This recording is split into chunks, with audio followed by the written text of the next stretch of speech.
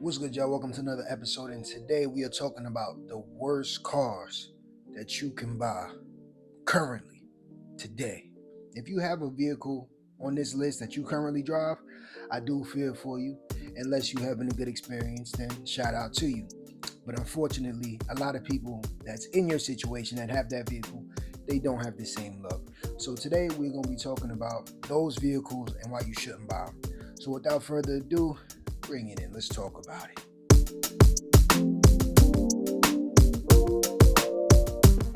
What's good, y'all? So before I continue, make sure you hitting the site up. Remember, we do have some holiday sales going on the site. You want the next sweatshirt, you want the next sweatsuit, you want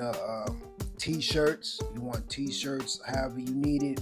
They on there, lowexcelsapparel.com. Make sure you check that out. Make sure you support the channel. Get something that you like. You feel me? We got different colors, all of that. So you gonna rock with it. So without further ado, let's get into this video. The first car on this list would be a Chrysler 200. This is between the ranges of 2011 to 2015. You do not want to buy this car. This car has electrical issues. It shifts rough. The engine stalls. Transmission failure. Oil consumption issues. Okay, this is a car that was technically an Italian-made vehicle that replaced the Chrysler Sebring, which was also a terrible car. So if you're in the market for something like this, I would recommend you get a Mazda 6 to counteract this bad decision, because this is not the car that you want. Various amounts of people had issues with it, complained about it. You do still see some on the road. This is a misleading car because it makes you believe that it's good because it looks good. You feel me? It looks like a good car. It looks sporty. It looks cool. But whether you get the 4-cylinder engine or the 6-cylinder engine, you're liable to run into issues that could potentially leave you on the side of the road or scratching your head and having you wonder, why did I make this purchase in the first place? So once again, if you're looking for something to counteract that choice, if you was in the market for that, I would recommend you go with a Mazda 6. Now, if you want something that's all-wheel drive, like some of these vehicles can come in, then I would recommend you get something like a Subaru Legacy. This way, you're going to maintain your resale value with a Subaru. You can have all-wheel drive. It's going to do everything you need to do. You get the Mazda 6, you're going to get the tech that you need. That's also in this Chrysler. And you're going to get the luxurious feel and the comfort. The seats and the comfortable interior, you're going to get that. So that would be my first recommendation for you to counteract that bad purchase. But let's move on. Number 2, that is a 2011 to 2015 Chevy Cruze. This comes equipped with either a 1.4 cylinder engine or a 1.6 cylinder. This car is known to have transmission problems, steering suspension issues, bad brakes, bad engine coolant leaks, fuel system issues, water pump issues, bad turbos, bad head gaskets. So fun fact, y'all, I did actually own one of these vehicles. I owned the 2015, and I did think that I did a decent amount of research, but I didn't. My research had failed me. And of course, shortly after I purchased it, I actually had to return it to the person that I purchased it from originally, because there was an issue with it. I forgot what the issue was off the top of my head, but I had to bring it back to him. He said he would fix it, which he ended up doing. Got it back from him, drove it a little longer, and then another issue came up. Took it to another mechanic, and he literally told me, he was like, yo, my girl had this car, bro. I'm a mechanic. I done seen multiple amounts of these cars in my shop. He said, bro, your best bet is to sell it while you can. It still has relatively low miles. Sell it while you can, bro. Jump out of this car, because you're going to run into a whole bunch of issues with this going forward. So I wouldn't even deal with it if I was you. So once I heard that, I'm like, yo, say less. I'm out of here. I took that right up to CarMax, and I got paid out. I technically got really the same amount that I paid for it. I was probably in that car for about maybe 4 to 5 months, y'all. Like, no exaggeration, real quick. And those issues came up that quickly as well. Other people might have different stories about it. People might have different luck with the car, which is fine, but for me, that's what I went through. And most people that I see on the reviews of this vehicle, they have issues too. So I would just, all in all, stay away from it. If you go newer than 15, they did change some things around, so you might be good with that. But again, I'd still probably avoid it at all costs. If you want to substitute that car for something else, if you were in the market for that, I would just recommend you get a Honda Civic. Solve all problems. It's going to do exactly the same thing that this car did. The transmission might not be as peppy because, you'll be in a CVT unless you get a manual. But yeah, I think a Honda Civic is going to handle all problems for you, and it's going to be reliable at the end of the day, and it's going to maintain a lot of its resale value as well. So this is something you'll be able to get rid of once you're finished with it, or you keep it for a long time. So I definitely recommend that. But let's move on. Number 3, that would be any Range Rover or Land Rover. These are notorious for having issues, which can persist of electrical problems, engine problems, steering shaft problems, brake issues, cooling system issues, leaking sunroofs, suspension issues, parking brake failures. Okay, this car is horrible as far as reliability goes, but it's beautiful to look at. It's beautiful to sit in. If you don't have a big bag, don't buy it. It's as simple as that. There is people that make a lot of money and they are super faithful to their Range Rovers and Land Rovers. That's cool for them. But for you, if you ain't got that bag, don't do it to yourself. You will be very upset and very poor. This is not a car for average income. You have to make money to keep up with this car. Most people that have had these would say that their car has spent most of its time in car shops, in a mechanic. They call these the mechanic specials. You purchase the car, you have it on your property for a few days, maybe a few weeks, if you're lucky, a few months, and it's right back in the mechanic shop spending most of its time. So I wouldn't purchase this at all. If you want to get in a Range Rover or have that experience of a Range Rover, Land Rover, I would lease it and get out of it.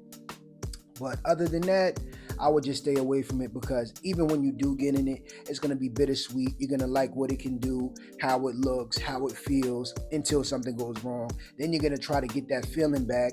And Range Rover is different, But I would say, if you were in the market to get a Range Rover, Land Rover, I would just recommend you get something like a Lexus GX.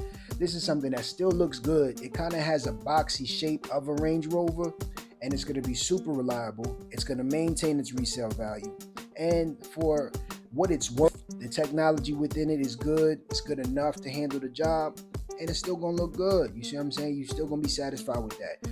No, it's not a Range Rover. No, it's not a Land Rover, but it's something that is going to give you relatively the same feel. Maybe not exactly on point, but it's still going to look good. It's still going to feel good, and it's still going to keep your pockets in check and keep you good, where you can put some of that money back in your pocket and not back into the vehicle. So I would recommend that. But let's move on. Next on the list, number 4, that would be a Jeep Wagoneer. They just came out, okay? Jeep Wagoneers are very expensive. They have issues with the AC and heater. They have a lot of engine problems. And these cars are notoriously known for shutting down at high speeds. If that's not a red flag, y'all, I don't know what is, okay? That is a major issue. A lot of people have had issues on the highway, their car just shutting off, going highway speeds. That's not cool. This car is sure to have recalls in its future, or many more recalls in its future. This is not a car that you want, especially right now. The prices on them is ridiculous. Yeah, the tech look cool and the interior look cool and comfortable, and it's a big SUV. You feel like you on top of the world when you driving it because it sits high, but it's not worthy of what it's going to cost you and the issues that it's going to put you through. I promise you that. It's been multiple reports behind this vehicle of it not being good. Even the people who work at the dealerships that make these cars tell you, don't get this car. So if that don't tell you not to get it, I don't know what will. But if you were in the market for a Grand Wagoneer, or Jeep Wagoneer I should say, I would just recommend you getting the Toyota Sequoia. This is going to be something relatively around the same size. It's still going to have the tech. It's still going to be comfortable. And of course, it's going to be way more reliable. And the resale value is still going to be good as well. So when you do decide to get out of it, you're going to still have some bread that you can recoup and get something else new. So definitely, I recommend that. I don't know what you would potentially recommend, but we're going to play it safe over here. We're going to play it smart more than anything. So definitely stay away from the Jeep Wagoneers. Trust me. Next on the list, number 5. And that would be a Volkswagen ID4. Okay, this car is trash. It has issues where water would get within the door handles and screw up the whole circuit board. It has sunroof leaks. The car accelerates and decelerates for no reason. It has multiple recalls, and it has a lot of electrical issues.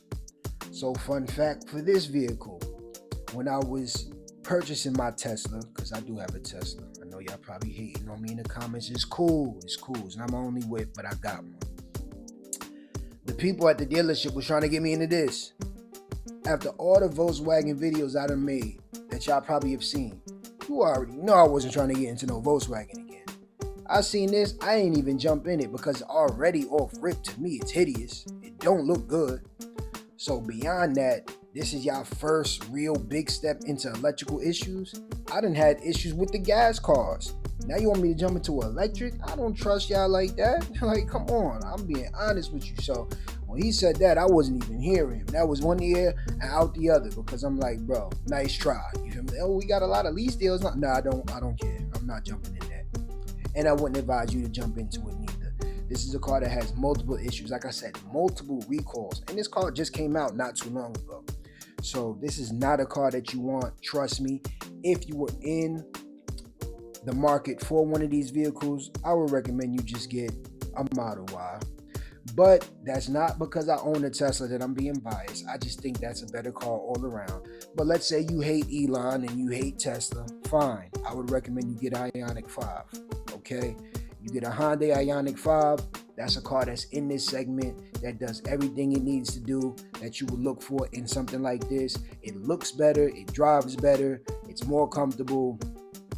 All of the above, y'all. Like, it's just going to be the better bet for you to jump in. Do not waste your money. Do not go outside purchasing a Volkswagen ID4 and think you're going to be in something that's a really nice car that's really good. And if you do have this car already, my heart goes out to you. I'm sorry. But that is my list. The worst used cars you can buy today, right now. But you already know how I do. I always leave y'all with a bonus. So without further ado, if y'all didn't see this coming, y'all really need to just get with the program, y'all. Because something must be up with y'all. But that would be any Maserati, okay? Any Maserati. Stay away. These cars are notoriously known to have electrical issues, transmission problems, engine overheating issues. The suspension is bad. Bad brakes, clutch problems, coolant leaks, power issues. And these lose all of their value pretty much. You can jump in and get this Honda Civics that cost more than Maseratis, y'all. And this is a car that is a 6-figure car, well into the 100,000s, okay? And you can get a lot of these for under what a Honda Civic or a Toyota Corolla costs today. These cars do not hold their value. They are very expensive to maintain and fix. Yes, they look good. You got that. They look expensive. But is it really worth it in the long run? Are you really trying to spend that extra bread to keep this car running on the road? And even when you do spend that extra bread, you're going to have to just turn around and do it again. This is literally on the same range as the Range Rover and the Land Rover. It's in the same category. Both of these car brands are not good as far as reliability goes. They're great to look at, they're great to sit in, but that's where the story stops. That's where the fairy tale is over. After that, you're dealing with issues. My thing, if you're in the market for a Maserati, I would just recommend you jump into a Porsche. And the good thing with Porsche is you have a lot of different segments of vehicles and a lot of different styles and versions of vehicles that you can jump into. So there's not going to be something where you see a Maserati and then be like, oh, I can't find a Porsche that can compare. Nah, Porsche going to have you covered. They have a whole bunch of different vehicles you can choose from. And they're going to hold their value. They're going to look good. They're going to drive better. You see what I'm saying? And they're going to be more reliable. Yes, they're going to be expensive, but I assume if you're in the market for a Maserati, that you got money. I mean, let's just be honest. If you don't, then why are you in that market? This is an expensive car. You're going to have to pay to play. So if you're going to pay to play, why not do it the right way and cop you a Porsche? Okay? It just makes sense at the end of the day. But that is my list, y'all. Y'all let me know if y'all agree. If you have any car on this list, get in the comment section below. Let me know your experience. Again, I know there's anomalies on this list. I know some people are going to be like, hey, I own a Chevy Cruze. I never had no issues. I know it's coming, but this is the majority of people and their experiences. A lot of people don't have great experiences. So once again, if you do have some of these vehicles and you even had a bad experience, get in the comment section below. Let me know what you went through, how you got out of it, or what you plan to do to get out of it. But without further ado, if you like this video, make sure you share, make sure you subscribe. Don't forget to hit that website, lowexcelsapparel.com. Support the site, support the merch, support the channel. And just like that, I'm out of here.